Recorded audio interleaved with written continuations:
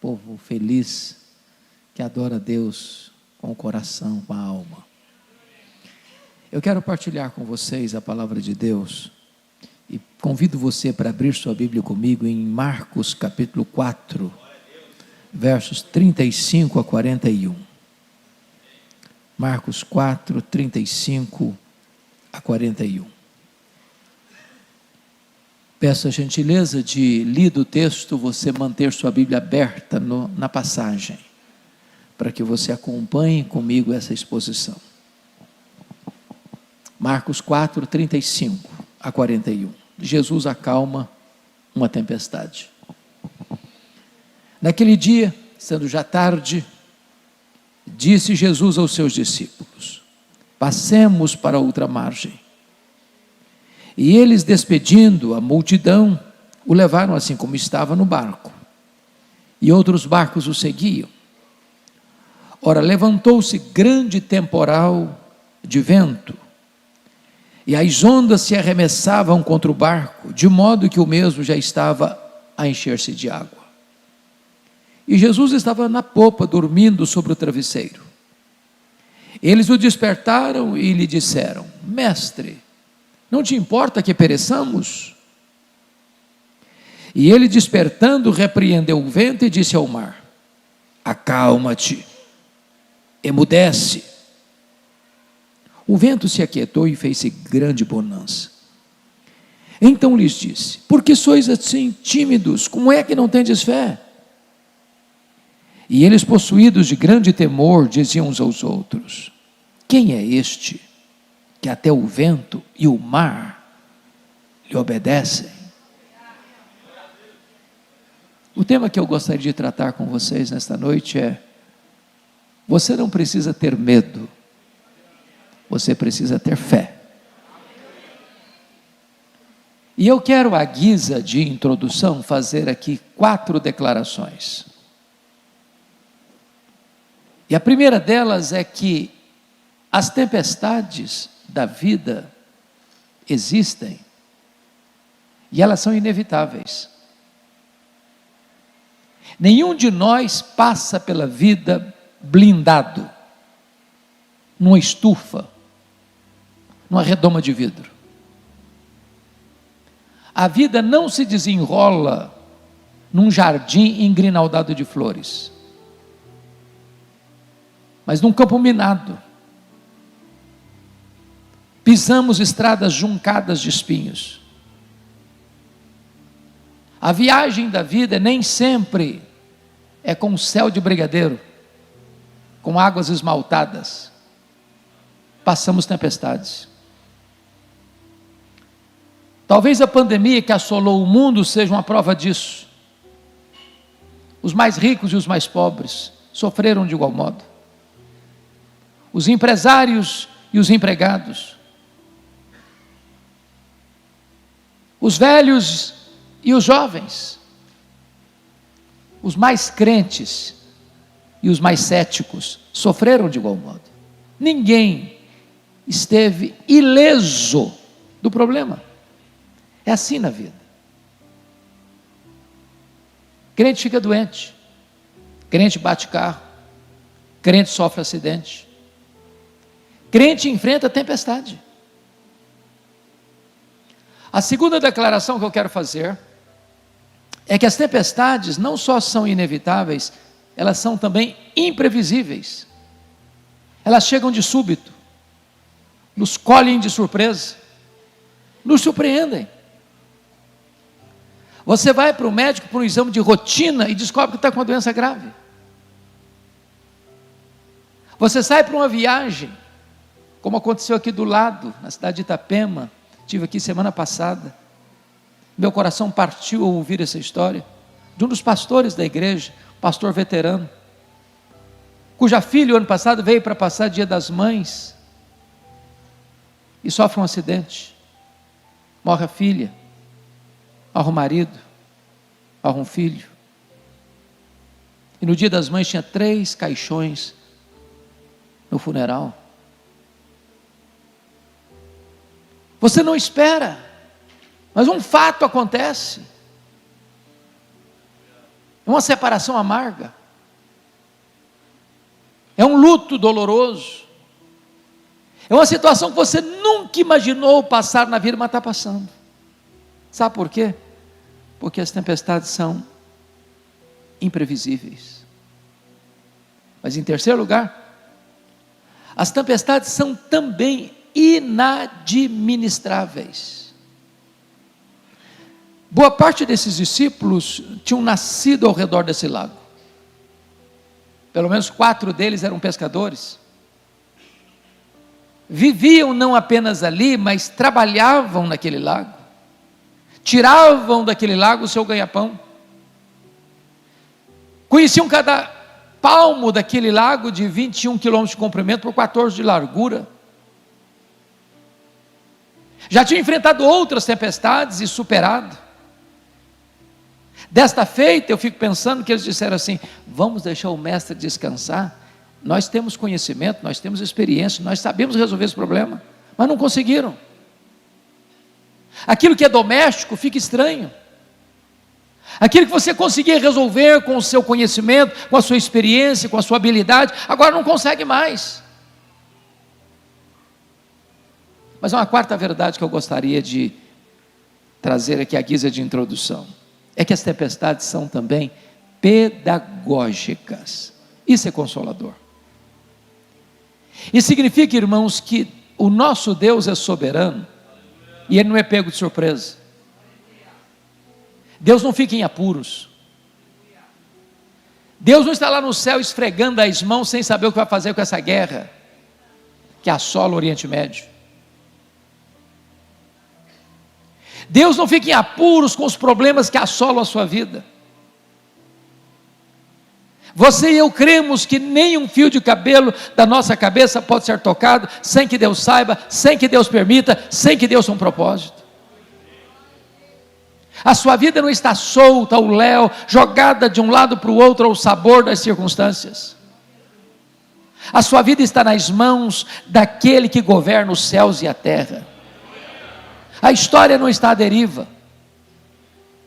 A história caminha para uma consumação, e na consumação da história, a vitória já está decretada, é de Cristo e da sua igreja. Bom, dito isto, à guisa de introdução, vamos ao exame do texto. O contexto dessa passagem é que Jesus passara o dia naquele dia todo, melhor dizendo, ensinando as parábolas do reino. Se você já deu aulas, ou já pregou, ou já ensinou um dia inteiro, no final do dia você está exausto. É normal. Diz o texto que Jesus, tendo ensinado então as parábolas do reino, e está escrito no verso 35, já sendo tarde naquele dia, Jesus disse aos seus discípulos: passemos para outra margem. E Jesus pegou o travesseiro e foi lá para trás do barco, e deitou, e dormiu. Ele era perfeitamente homem, estava exausto, cansado, dormiu. E enquanto ele dorme, vem a tempestade, subitamente, repentinamente. E aqueles discípulos tentam resolver o problema, mas não conseguem. O barco fica rodopiando no meio do mar. A fúria do vento joga o barco de um lado para o outro. Os discípulos querem avançar e recuam, querem ir para a direita, vão para a esquerda. As rédeas, os remos, não estão mais em suas mãos. E na hora do maior desespero, diz o texto, no verso 38, que eles recorrem a Jesus com uma pergunta em tom de censura: mestre, não te importa que pereçamos?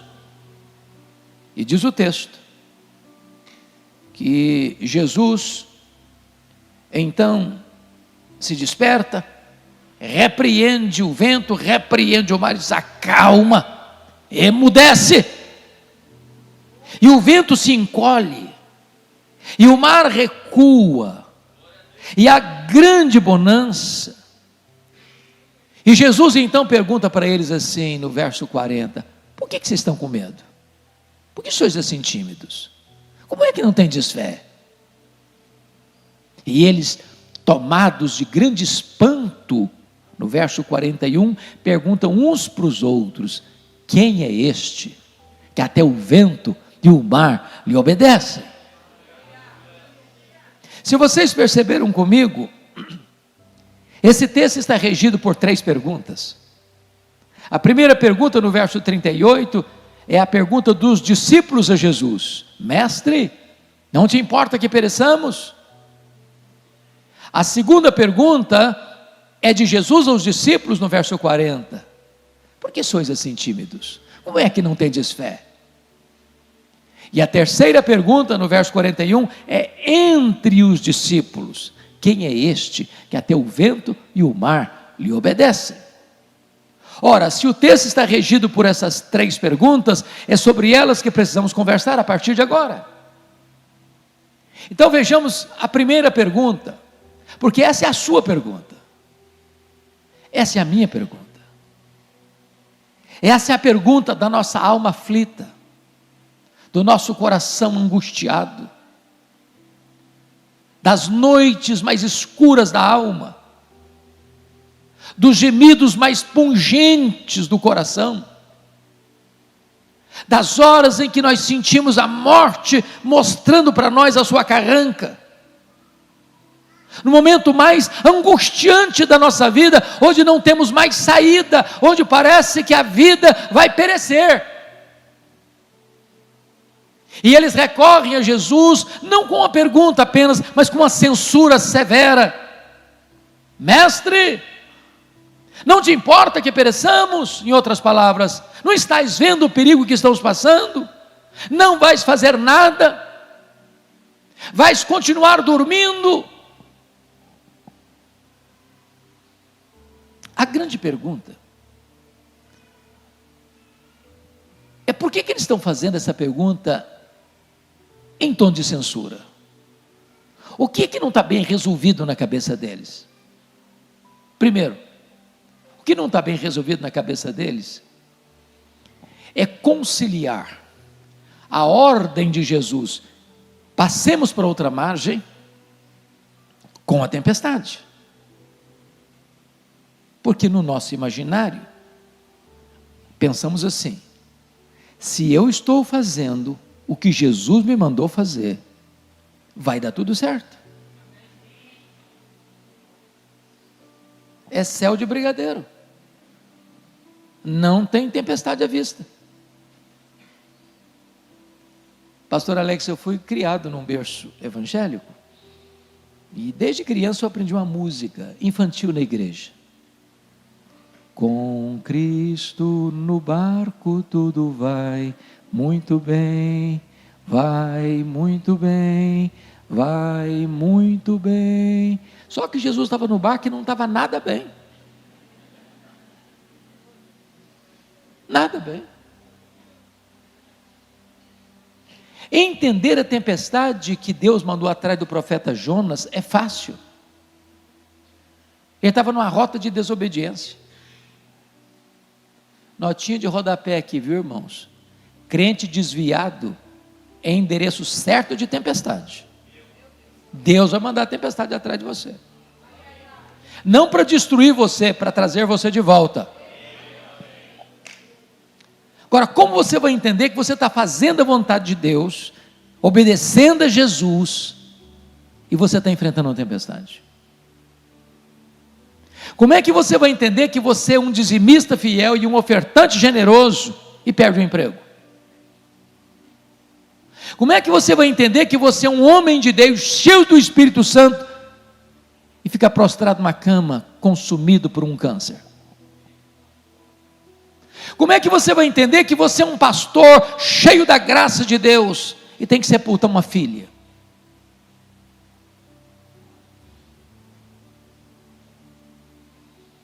Essa é a angústia desses homens, e essa é a minha angústia, essa é a sua angústia.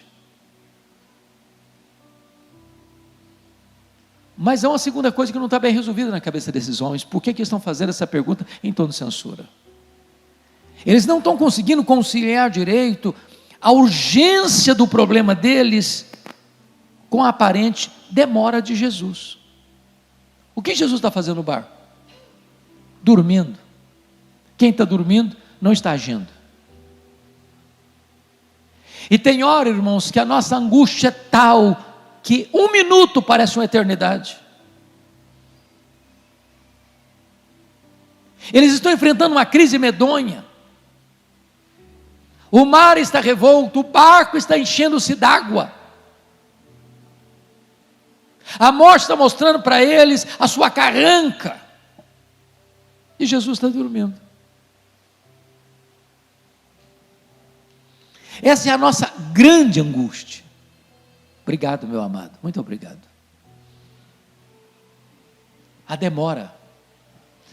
E eu vou lhes dizer que a demora de Deus, às vezes, nos machuca mais do que a própria circunstância. É quando você grita, socorro! E a única voz que você escuta é o eco do seu desespero. Às vezes a demora de Deus grita mais alto nos ouvidos da nossa alma que o ruído mais barulhento das circunstâncias mais adversas. Eu acho que foi o que Marta enfrentou em Betânia. Quando o seu irmão Lázaro estava enfermo, ela mandou um recado para Jesus, num tom teológico muito adequado. Ela não disse, cancela tudo aí, corre para cá. Ela não falou isso não. Está enfermo, aquele a quem amas. Quem ama tem pressa em socorrer a pessoa amada. Quando Jesus recebe o recado, a mensagem que ele manda é essa: olha, essa enfermidade não é para a morte, é para a glória de Deus. Mas ficou mais 2 dias onde estava. Quando ele chega, o Lázaro está sepultado há 4 dias. Se você fizer bem as contas, você vai descobrir uma coisa muito engraçada, boa, muito interessante pelo menos. É que de onde Marta morava para onde Jesus estava, era um dia de viagem. Que dia Lázaro morreu? No mesmo dia que o emissário saiu da casa de Marta para dar o recado para Jesus. Aliás, quando Jesus recebeu o recado, ele disse para os seus discípulos assim, o Lázaro morreu. Agora notem que se ele gastou um dia para ir, gastou outro dia para voltar. E ele volta esbaforido e diz, essa enfermidade não é para a morte, é para a glória de Deus, mas o Lázaro já está morto e sepultado.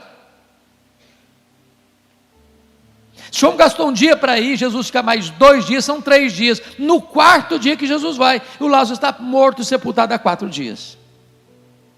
Quando Jesus chegou em Betânia, a Marta nem falou shalom para ele. Ela foi logo despejando a sua mágoa. Se tu estiveras aqui, meu irmão não teria morrido, o senhor chegou tarde demais, agora também não tem mais jeito, agora também não adianta. Jesus disse, ô Marta, o teu irmão há de ressurgir. Ela disse, eu sei, eu sou crente. Ele vai ressurgir no último dia. Marta tinha conjugado o verbo no passado, se tu estiveras aqui. Agora Marta conjuga o verbo no futuro. Eu sei que vai ressurgir no último dia. E Jesus disse para ela, não, eu não fui, eu não serei, eu sou a ressurreição e a vida.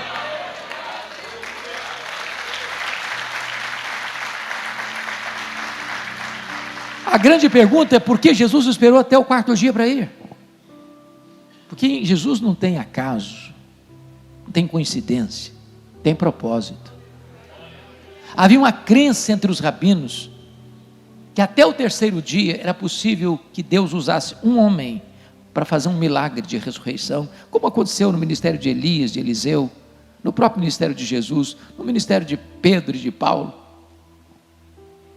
Mas a partir do 4º dia, a crença deles é que somente o próprio Deus em pessoa podia fazer isso, sem instrumentalidade humana.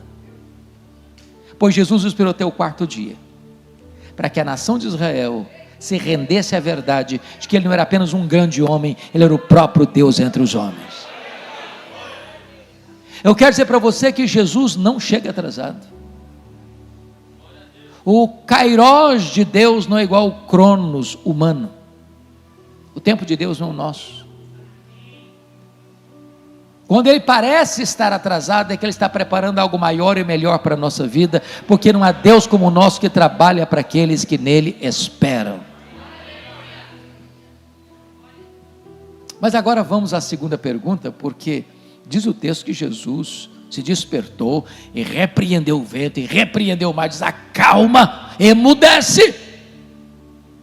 E eu preciso dizer para você que o vento tem ouvidos e o mar escuta a voz do Criador. Aliás, todo o universo escuta o Criador. Ele dá uma ordem para o sol e o sol para. Ele dá uma ordem para as estrelas e elas aparecem. Ele dá uma ordem para o mar e ele se abre. Ele dá uma ordem e o maná cai do céu. Ele dá uma ordem e a água brota da rocha. Ele dá uma ordem, uma mula profetiza. Ele dá uma ordem, um verme corta uma planta. Ele dá uma ordem, os demônios têm que bater em retirada. Ele dá uma ordem, os anjos saem para obedecer o seu comando. A sua voz é poderosa e o universo inteiro se rende ao poder da sua voz.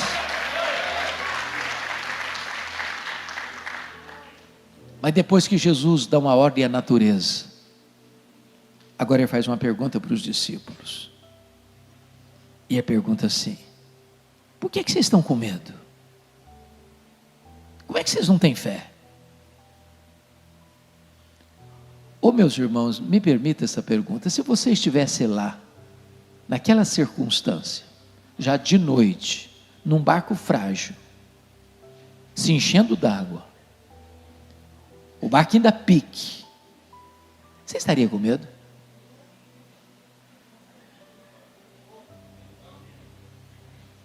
Eu só fiz um cruzeiro em navio grande na vida. Eu fiz muitos cruzeiros pequenos, mas em navio grande só fiz um. Saiu de Santos para as praias do interior do Rio de Janeiro. E eu prometi a mim mesmo nunca mais fazer outro cruzeiro na vida. Espere em Deus cumprir a promessa. Foi um horror, foi desesperador. Era um congresso a bordo. Meus irmãos, ondas de 5 metros. Todo mundo naquele navio ficou nauseado, todo mundo. As pessoas saíam para jantar, iam cambaleando pelo corredor, não chegavam no restaurante e voltavam vomitando pelo corredor.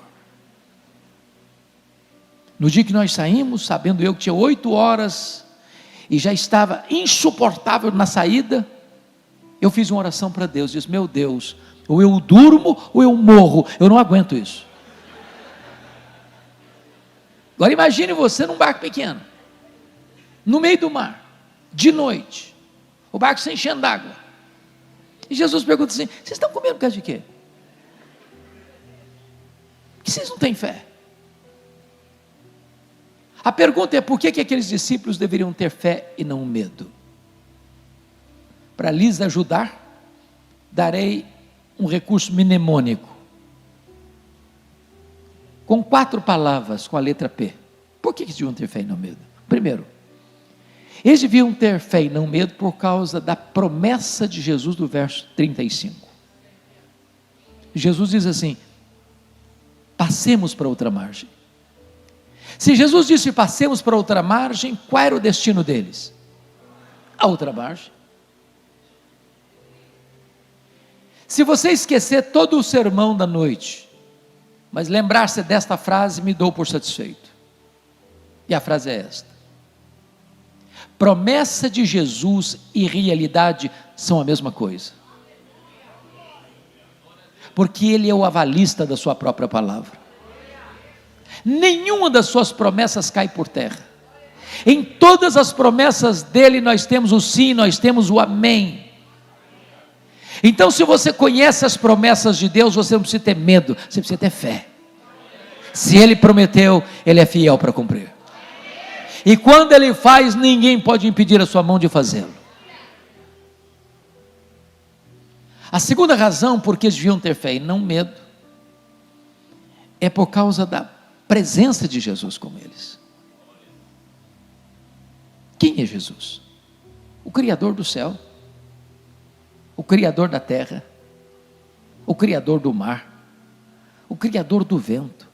Todas as coisas foram feitas por intermédio dele, e sem ele nada do que foi feito se fez. Ele fez todas as coisas visíveis e invisíveis. A criatura não é maior do que o Criador.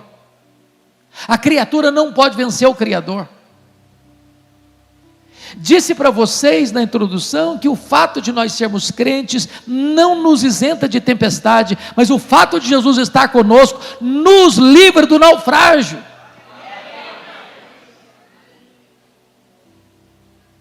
Irmãos, o maior antídoto contra o medo não é a nossa saúde, não é a força dos nossos músculos, não é a quantidade de dinheiro que você tem no banco, não é a influência política, ou econômica, ou social, ou religiosa que você exerce no mundo. O único antídoto contra o medo é a consciência de que Jesus, o Todo-Poderoso Deus, está conosco. E Ele prometeu: eis que eu estou convosco todos os dias, até a consumação dos séculos.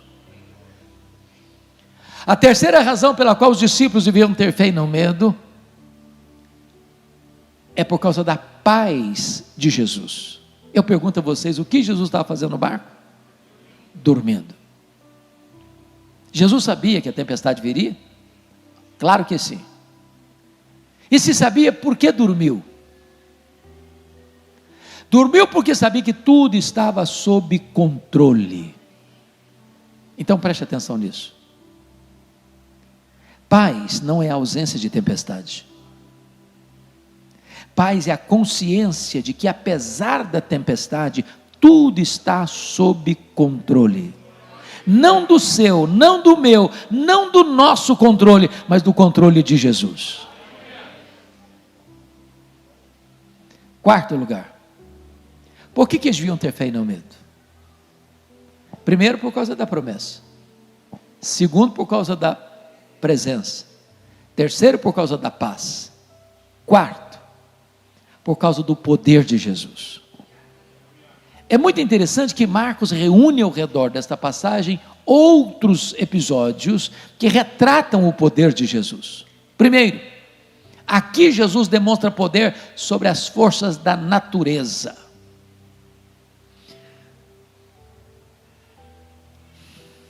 Me permita remeter você ao livro de Apocalipse, porque às vezes nós olhamos os fenômenos da natureza e algumas pessoas dizem, é a natureza em fúria, como se a natureza pudesse agir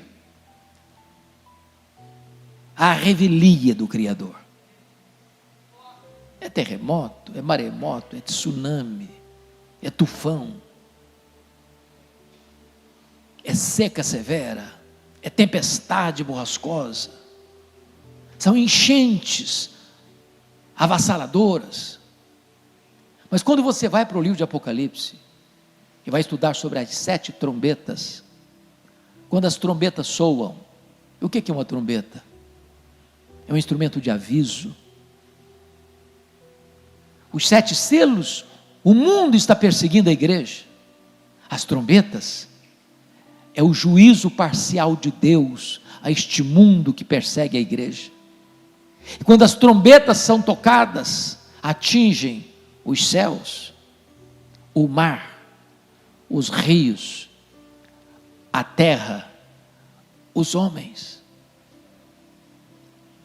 Os estudiosos, os sismólogos, olham para os fenômenos, não, é apenas uma placa tectônica, é apenas a fúria da natureza, é apenas isso, é apenas aquilo, e à luz das Escrituras, é Deus trombeteando aos ouvidos do homem, arrependa-te, arrependa-te, arrependa-te, enquanto é tempo.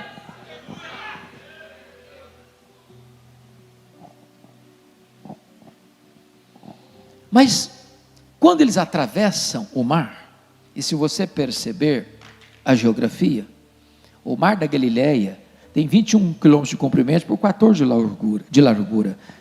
O mar da Galileia está a 220 metros abaixo do nível do mar Mediterrâneo. O mar da Galileia é encurralado por montanhas. Do lado oriental, as montanhas de Golã. Do lado ocidental, as montanhas da Galileia. Quando Jesus sai, ele está na região de Cafarnaum. Então ele não está atravessando o lago no lugar mais comprido, de 21 quilômetros de comprimento, ele está atravessando o lago na parte norte do lago, que é um lago de águas doces, vocês bem sabem disso, o maior reservatório de águas doces do Oriente Médio. É um trecho pequeno, que não dá 10 quilômetros, então é um trecho curto. Quando eles saíram já era tarde, mas não era noite. E quando eles desembarcam depois da tempestade, eles desembarcam lá nas montanhas de Golã, é um despenhadeiro, é uma região gentílica, é por isso que tem gente cuidando de porcos lá, e dentro desse despenhadeiro tem um cemitério, e Jesus faz uma viagem depois de uma tempestade, para uma região gentílica, para dentro de um cemitério. E o que você nunca espera ver de noite dentro de um cemitério é gente viva, porque se você vê, você corre também. Mas lá tinha um homem, diz a Escritura, foragido da lei, que quebrava as algemas, um homem enjeitado pela família, um homem que não tinha mais espaço entre os vivos, morava entre os mortos, um homem que estava nu, se ferindo com pedras, gritando de noite e de dia, furioso, tomado por uma legião de demônios. Sabe o que é legião? Legião é uma corporação romana de 6.000 soldados, era a mais temida máquina de guerra do Império Romano. Onde passava uma legião romana, tudo destruía, a tudo subjugava. Dentro de um único homem tem 6.000 demônios, capaz de sair dele e levar 2.000 porcos à morte. E Jesus faz uma viagem depois de uma noite de tempestade para libertar esse homem, para curar esse homem, para salvar esse homem e para enviar esse homem como missionário para a sua terra. Isso significa, irmãos, que não tem lata de lixo no reino de Deus. No reino de Deus não tem ninguém descartável. Há esperança para o homem mais arruinado no pecado, há esperança para o escravo mais detido na sujeira do pecado. O Senhor Jesus é poderoso para libertar, para salvar, para curar, para restaurar e para enviar para seu povo como um grande e poderoso missionário. Sabem por quê, queridos? Porque Jesus tem poder sobre a natureza e Jesus tem poder sobre os demônios. Ele manda no céu, Ele manda na terra e Ele manda no inferno. Quem tem as chaves da morte e do inferno não é o diabo, é o Senhor Jesus Cristo. Mas quando Jesus retorna dessa região gentílica para Cafarnaum, a cidade que ele adotou como sua cidade, seu quartel-general durante os seus 3 anos de ministério, tinha uma multidão esperando Jesus. E no meio dessa multidão tinha um pai muito aflito. Ele era um cara conhecido na cidade, era o chefe da sinagoga, e esse homem estava enfrentando um grande problema. A sua filhinha de 12 anos, filha única, estava morrendo. E ele recorre a Jesus: Senhor, vá comigo na minha casa, o Senhor impor as mãos sobre minha filha para ser curada. E Jesus foi com ele, mas esgueirando-se no meio daquela multidão, havia uma outra pessoa no meio da multidão precisando de socorro. Era uma mulher, anônima, incógnita, com a hemorragia crônica, há 12 anos, sem encontrar qualquer sucesso no tratamento médico, já não tinha nem mais dinheiro para continuar o tratamento, e ela pensou: se eu apenas tocar na orla das vestes de Jesus, eu ficarei livre do meu mal. Ela tinha que ser anônima mesmo, sabe por quê? Se ela fosse chamada pelo nome, ela não podia estar ali. Segundo as leis judaicas, ela era uma mulher impura cerimonialmente. Qualquer pessoa que aquela mulher tocasse ficava impura. Mas o que é maravilhoso é que o impuro toca o puro, e em vez do puro ficar impuro, o puro purifica a impura, e a hemorragia foi estancada na hora. E a mulher ficou livre do seu mal. Sabe por quê? Jesus tem poder sobre a natureza, Jesus tem poder sobre os demônios, e Jesus tem poder sobre as enfermidades. A última palavra não é da ciência, a última palavra não é da medicina, a última palavra é do Senhor Jesus.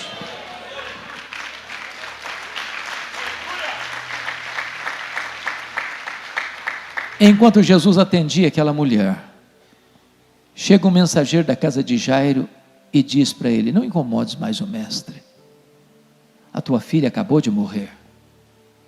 Eu imagino que o mundo desaba na cabeça do Jairo. Não é natural o pai enterrar filhos, não é natural. Mas Jesus olha para Jairo e diz: ô Jairo, não temas, crê somente. E Jesus vai com Jairo para sua casa. Quando chega lá, as carpideiras estão lá. Havia ali o coral do choro, a sinfonia dos gemidos, e entra o solo da ressurreição. E Jesus entra no quarto, põe a mão sobre a menina e disse: Talita cumi, menina, eu te ordeno, levanta-te. E a morte solta as garras da menina, e ela ressuscita. Sabe por quê? Jesus tem poder sobre a natureza, Jesus tem poder sobre os demônios, Jesus tem poder sobre as enfermidades, Jesus tem poder sobre a morte. Ele entrou nas entranhas da morte, ele arrancou o guilhão da morte, ele matou a morte, e ele ressurgiu, inaugurando a imortalidade, e ele é a ressurreição e a vida, e todo aquele que vive e crê nele, não morrerá eternamente. Louvado seja o Senhor. Então, você não precisa ter medo, você precisa ter fé. Mas agora vem a pergunta do verso 41. A primeira pergunta foi dos discípulos a Jesus, a segunda pergunta foi de Jesus aos discípulos, a terceira pergunta é entre os discípulos. Eu imagino a cena, o barco balançando mansamente como um berço de bebê,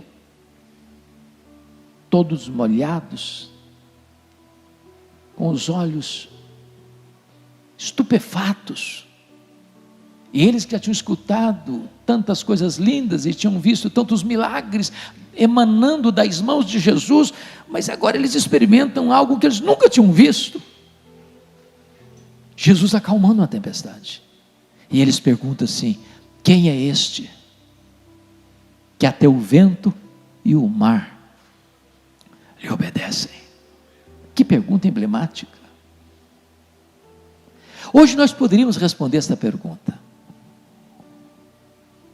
Hoje nós poderíamos pensar sobre essa pergunta.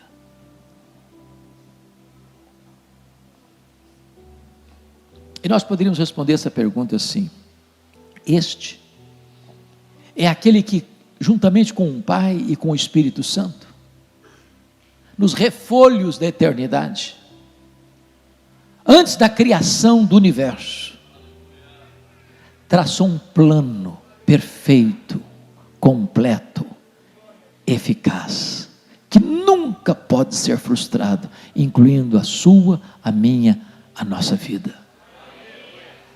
Quem é este? Este é o Criador do universo. Todas as coisas foram feitas por intermédio dele, e sem ele nada do que foi feito se fez. Esse universo que tem mais de 93 bilhões de anos-luz de diâmetro, foi feito por ele sem matéria pré-existente, e ele chamou existência as coisas que não existiam, e criou tudo, para o louvor da sua própria glória. Quem é este? Este é aquele que sustenta todas as coisas pela palavra do seu poder. Este é a semente da mulher que nasceu para esmagar a cabeça da serpente. Este é o descendente de Abraão, em quem todas as famílias da terra são abençoadas. Este é simbolizado pelo Cordeiro da Páscoa, cujo sangue vertido, colocado no batente das portas, livrou os primogênitos de Israel da morte no Egito. Quem é este? Este é aquele que é simbolizado pela coluna de fogo e pela coluna de nuvem que guiou o povo 40 anos no deserto. Este é simbolizado pelo maná que caía do céu. Este é simbolizado pela água que brotava da rocha. Quem é este? Este é aquele que é simbolizado pelo tabernáculo. É aquele que é simbolizado pela arca da aliança. É aquele que é simbolizado por aquele que estava dentro da arca, as tábuas da lei, o vaso com maná, a vara seca de Arão que floresceu. Este é simbolizado pelo templo. Este é simbolizado pelas festas de Israel. Este é simbolizado pelos sacrifícios do templo. Este é simbolizado pelo sábado. Tudo era sombra dele. Ele é a realidade. Quem é este? Este é o maravilhoso conselheiro, este é o Deus forte, este é o Pai da eternidade, este é o príncipe da paz. Quem é este? Este é a raiz de Jessé, este é a raiz de Davi, este é o leão da tribo de Judá, este é o sol da justiça, este é a brilhante estrela da manhã. Quem é este? Este é o Messias, que nasceu de mulher, nasceu sob a lei, para ser o nosso Redentor. Este é o Verbo eterno, pessoal, divino, que se fez carne, e habitou entre nós, cheio de graça e de verdade, e vimos a sua glória, glória como do unigênito do Pai. Quem é este? Este é aquele que andou por toda parte, fazendo o bem, libertando os oprimidos do diabo. Os cegos viram, os surdos ouviram, os mudos falaram, os coxos andaram, os leprosos foram purificados, os mortos ressurgiram. Quem é este? Este é o grande eu sou, este é o pão da vida, este é a luz do mundo, este é a porta das ovelhas, este é o bom pastor, este é a ressurreição e a vida, este é o caminho e a verdade e a vida, este é a videira verdadeira. Quem é este? Este é o Cordeiro de Deus que tira o pecado do mundo, o Cordeiro que foi morto, mas está vivo pelos séculos dos séculos. Quem é este? Este é o dono da igreja, este é o fundamento da igreja, este é o edificador da igreja, este é o protetor da igreja, este é o alfa e o ômega, este é o princípio e o fim, este é aquele nome, e neste nome, só neste nome há salvação. Este é o mediador entre Deus e os homens, este é o único que pode trazer esperança para a sua vida. Quem é este? Este é a nossa alegria, este é a nossa paz, este é a nossa justiça, este é o Rei dos reis, este é o Senhor dos senhores. Quem é este? Este é aquele que por amor de nós sangrou no Getsemane. Este é aquele que por amor de nós foi cuspido e esbordoado no sinédrio judaico. Este é aquele que por amor de nós foi açoitado, espancado, vilipendiado no pretório romano. Este é aquele que foi carregando aquela cruz maldita pelas apinhadas ruas de Jerusalém, sob os apupos e vaias de uma multidão ensandecida. Este é aquele que foi pregado naquele leito vertical da morte. Mas este é aquele que transforma aquele patíbulo de horror num palco para a glória de Deus. Quem é este? Este é aquele que morreu pelos nossos pecados segundo as Escrituras, foi sepultado, mas ressuscitou segundo as Escrituras para a nossa justificação. Quem é este? Este é aquele que voltou para o céu, este é aquele que derramou o Espírito Santo sobre a igreja, este é aquele que está sentado à destra de Deus Pai, este é o nosso grande sumo sacerdote, este é o advogado justo, este é aquele que vai voltar para buscar a sua igreja. Este é aquele que virá pessoalmente, visivelmente, audivelmente, repentinamente, inesperadamente, inescapavelmente, gloriosamente para buscar a sua noiva. Quem é este? Este é o juiz de vivos e de mortos, que vai julgar as nações, colocar os que estiverem à sua esquerda e dizer: apartai-vos de mim, malditos, para o fogo eterno, preparado para o diabo e seus anjos. Mas vai voltar para aqueles que estiverem à sua direita, e vai dizer: vinde, benditos de meu Pai, entrai na posse do reino, que vos está preparado desde a fundação do mundo. Quem é este? Este é o amado da nossa alma, onde estaremos com Ele para sempre, sempre, veremos a sua face, e Ele enxugará dos nossos olhos toda lágrima. Já não tem mais dor, já não tem mais luto, já não tem mais pranto, porque as primeiras coisas terão passado. Quem é este? Este é o amado da nossa alma, este é a razão da nossa vida, este é o nosso glorioso Redentor, este é aquele que está dizendo para você nesta noite: você não precisa ter medo, você precisa ter fé. A Ele a honra, a Ele a glória, a Ele o louvor, agora e pelos séculos eternos. Aleluia, amém.